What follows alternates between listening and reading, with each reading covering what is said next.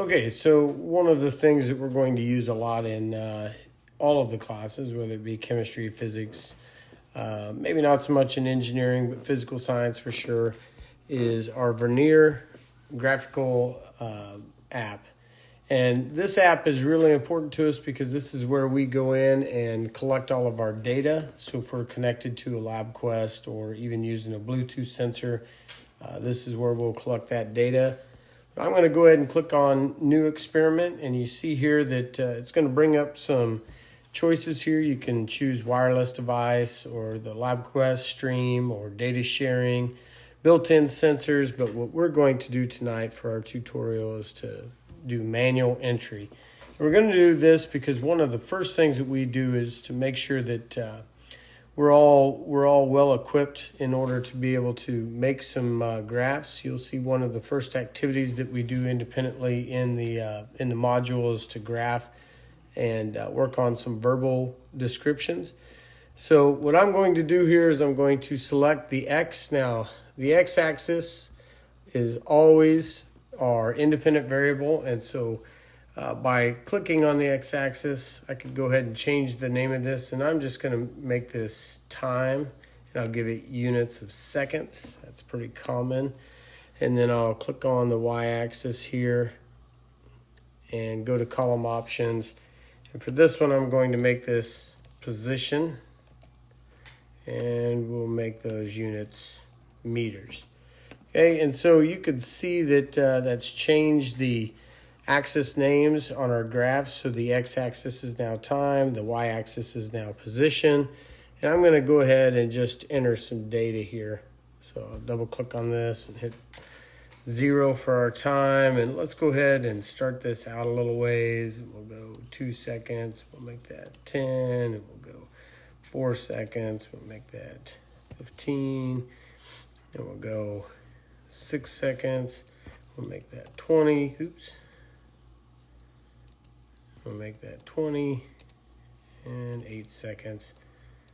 And we'll make that 25 and finally 10 seconds, and we'll make this 30.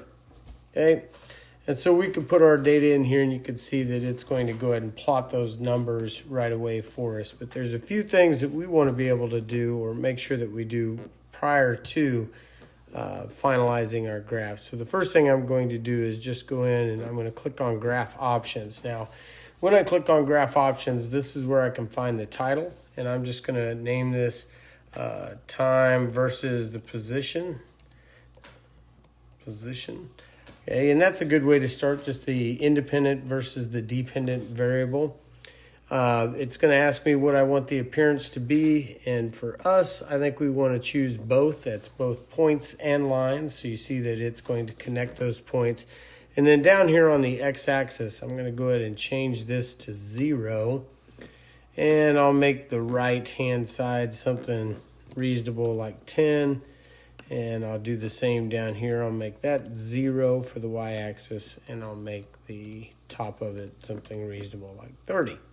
Okay, so when I do that, I've changed the look of our graph here, so it's scaled maybe a little bit more appropriate, and that's one of the things that we'll kind of talk about as we go through the graphic, graphing different examples, is choosing how to choose an appropriate scale. But let's go ahead and use a couple more of these tools. So the first thing I'm going to do is I'm going to apply a curve fit. And the most common curve fit that we apply is linear. You can see that we have some choices in here: power, quadratic, proportional. Linear is the most common one that we use. And, for those of you that have had physical science or have had chemistry, you kind of understand why. But so we'll go ahead and linear fit this graph, and you can see over here on the right-hand side, it gives us our y equals mx plus b. It gives us our slope of 2.5, our y-intercept of 5, and our r value. And the r value is the correlation, or how closely our data matches a true line.